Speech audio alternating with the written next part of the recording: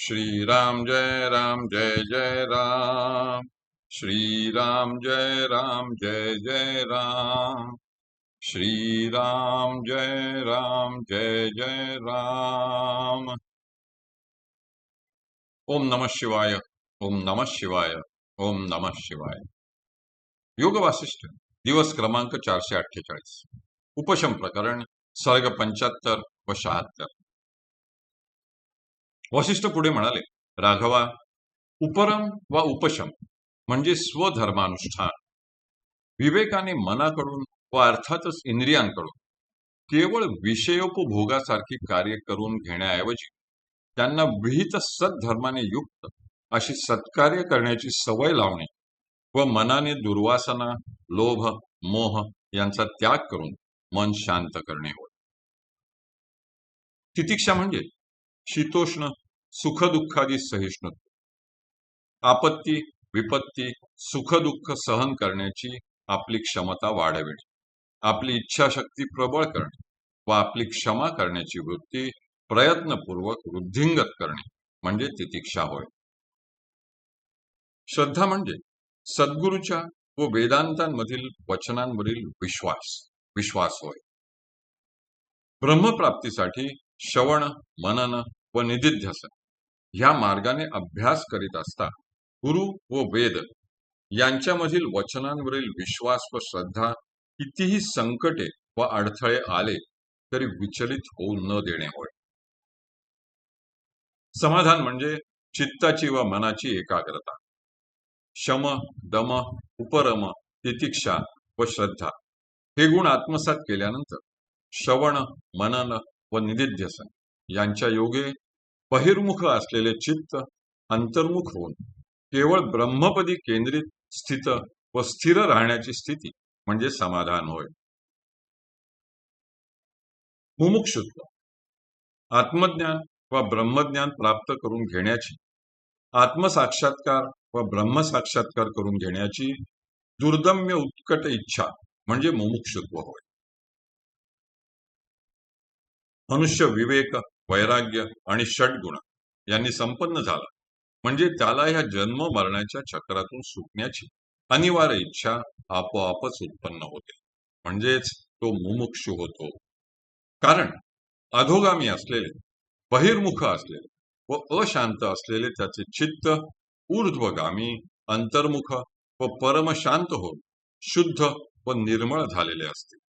त्यामुळे साहजिकच आपल्या मूळ स्वरूपात म्हणजे परब्रह्मात विलीन होण्याखेरीज त्याची दुसरी कुठलीच इच्छा व वासना शेष राहिलेली नसते. रामा, आत्मज्ञाना संबंधाचे यज्ञ नेहमी युक्तिपूर्वक करायला लागतात. कारण यत्न आणि युक्ती यांच्याखेरीज गायीच्या पावला इतके क्षेत्र देखील आक्रमण करणे मनुष्याला दुस्तर होऊन जाते. मोक्ष स्थिती प्राप्त होण्यापूर्वीच जर साधना अभ्यास सुटला तरीही मनुष्य अनंत दुःखांना आणि जन्म मरण परंपरांना कारणीभूत होतो. यास्तव मोहग्रस्त होऊन जीवात्म्याला संसारामध्ये पुन्हा पुन्हा मग्न होऊ देऊ नये. तर ज्ञानसिद्धी प्राप्त होण्यासाठी धैर्याचा अवलंब करून विवेक बुद्धीच्या योगाने आत्म्याचा निरंतर विचार व अभ्यास करावा, म्हणजे जग आक्रमण करणे गायीच्या पावला इतके तुच्छ वाटते.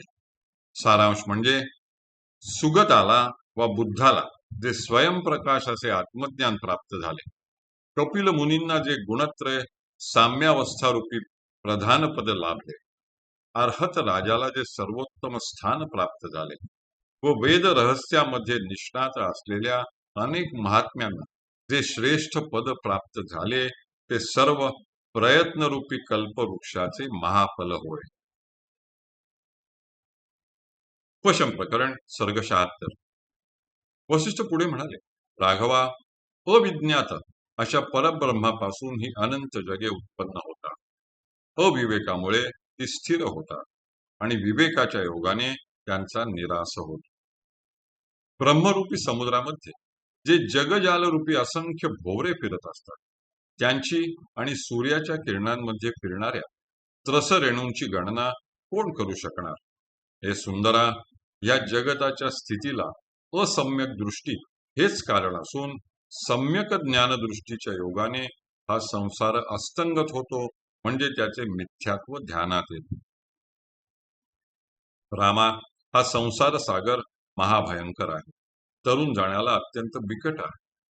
युक्ती आणि प्रयत्न या दोन साधनांवाचून या संसार सागराच्या पैल तीराला जाणे अशक्यच आहे. हा संसाररूपी सागर मोहरूपी जलाने भरलेला, मरणरूपी भयंकर भोवरे आणि पर्वतप्राय लाटा यांनी व्यापलेला, भ्रमण करणाऱ्या पुण्यरूपी फेसाने युक्त, नरकरूपी वडवाग्नीच्या योगाने जळत असलेला, तृष्णारूपी चंचल लहरींनी व्याप्त, मनोरूपी मगरांनी युक्त, जीवितरूपी असंख्य नद्या ज्यामध्ये मिसळलेल्या आहेत असा, भोगरूपी रत्नांची जणू पेटीच असा, क्षुब्ध झालेल्या रोगरूपी सर्पांनी ग्रासलेला आणि इंद्रियरूपी नखरांच्या आवाजामुळे क्षुब्ध झालेला असा आहे. रामा, सुंदर आणि चंचल अशा तरुणी या संसार सागराच्या लाटा असून पर्वत शिखरांप्रमाणे ज्यांचे धैर्य अचल आहे अशा पुरुषांना देखील त्या आकर्षित करतात. परंतु अशा या चंचल लहरींनी व्याप्त अशा भयंकर संसार सागरामध्ये बुडत असलेला मनुष्य त्यातून तरून जाईल, तरच त्याचा तो पराक्रम अत्यंत श्रेष्ठ मानला जाईल. या सागरात प्रज्ञारूपी नौका असून त्यावर विवेकरूपी नावाडी असता जो पुरुष या संसार सागराच्या पैल तीराला जाऊन पोहोचणार नाही, त्याचा खरोखर धिक्कार असो. हरि ओम तत्सत. हरि ओम तत्सत. हरि ओम तत्सत.